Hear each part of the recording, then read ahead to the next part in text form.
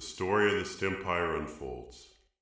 Hundreds of years ago, when the California State University was still very young. In its infancy, the CSU was comprised of 25 universities. They extended from the northern forests of California to the beaches of its southern tip, and they were all led by the Chancellor's office. All 25 of the CSU campuses and the Chancellor's office were represented by their mascots, 26 guardians in all. The grandest of them served the Chancellor. He was known as Stonewall Stallion. Standing tall and wearing his golden mask, he was the leader in this league of mascots, and he promoted the entire system as a whole. One day, after much deliberation, the Board of Trustees decreed that the Chancellor's office would no longer require a mascot. Henceforth, they proclaimed, the 25 university mascots shall be sufficient to serve as champions of the system. No more would Stonewall carry the torch for the CSU. With a heavy heart, the Chancellor was obliged to announce the decision and let go of his good friend. Enraged by this betrayal, Stonewall vowed to build his own grand campus that would dwarf any other. He would take his rightful place as mascot of this university. He would create this campus in the dark world of private universities, a shadowy domain of student loans and gigantic lecture halls. To construct his grand campus, Stonewall would descend on the Cal State universities.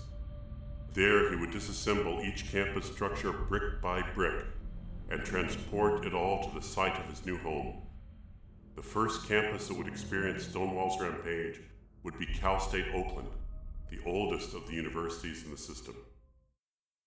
However, the campus of Oakland would not be taken so easily, for it lay under the protection of the mighty Octavius, the powerful ox mascot. Octavius, being aware of Stonewall's intentions, would crush any attempt to tear down his campus. Stonewall would soon be vanquished. Thus, the oldest mascot of the system charged at the imposing stallion.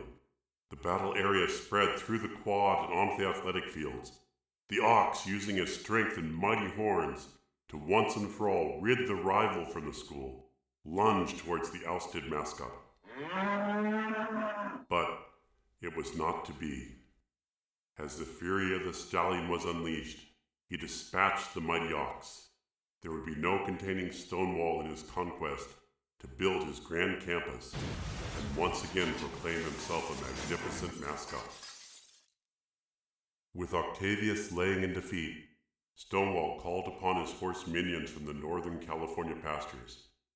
They would take down every structure of the university, brick by brick, thereby beginning to raise Grand Stonewall University.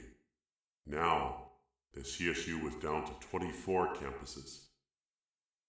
The Dark Stallion would now set his sights on the largest of all the CSU campuses. He would seek to obtain the ownership of Pasadena State. There, his stampede would continue in an effort to grow his campus. Coming onto campus, Stonewall was confronted by Pendleton Panther. News of Oakland had spread, and the CSU's most ferocious mascot readied for the mauling of the fallen stallion.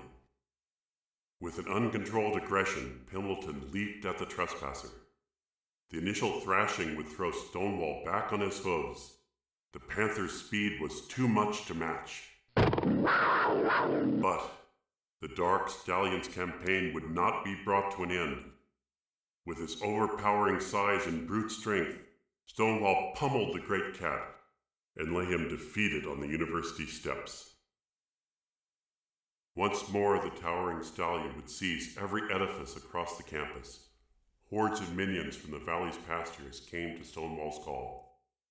Brick by brick, the campus of Pasadena disappeared, consumed by the expansion of the new grand campus. Now the CSU was down to 23 campuses. As the school year progressed, the Stonewall stampede would continue. In his quest to erect the south campus of his grand university, the Dark Stallion would descend upon the Inland Empire of California. There, he would find himself at Cal Poly Pomona. But Cal Poly Pomona's champion, Billy Bronco, would not allow the sun to set on his university. The Pomona campus would turn to its hero to vanquish the stallion and end Stonewall's threat. The Bronco initiated the first strike. Relentless in his assault, Billy threw back the stallion over and over again. Through Bronco Commons and Innovation Village, the stallion went tumbling. The rage and determination that had propelled Stonewall would bring him to his feet. As the stallion exploded in fury, Billy Bronco found himself unable to repel the onslaught. At the turn of the tide, Billy knew the fate of his beloved campus would soon follow in the footsteps of Oakland and Pasadena. At Cal Poly Pomona's darkest hour, in the midst of its mascot's fall, members of the STEMpire Army rose up from the 14 STEMpire houses. Flying to Billy's side and driving back Stonewall, the mighty Bronco recovered from the savage attack. With the STEMpire Army by his side, Billy unleashed a barrage of counterblows that would send Stonewall reeling. On the campus of Cal Poly Pomona, we would see the end to the stallion's barbarous campaign. It is since that time that the entire California State University system has stood strong, and it is this victory that we commemorate every year with the summer STEMpire competitions.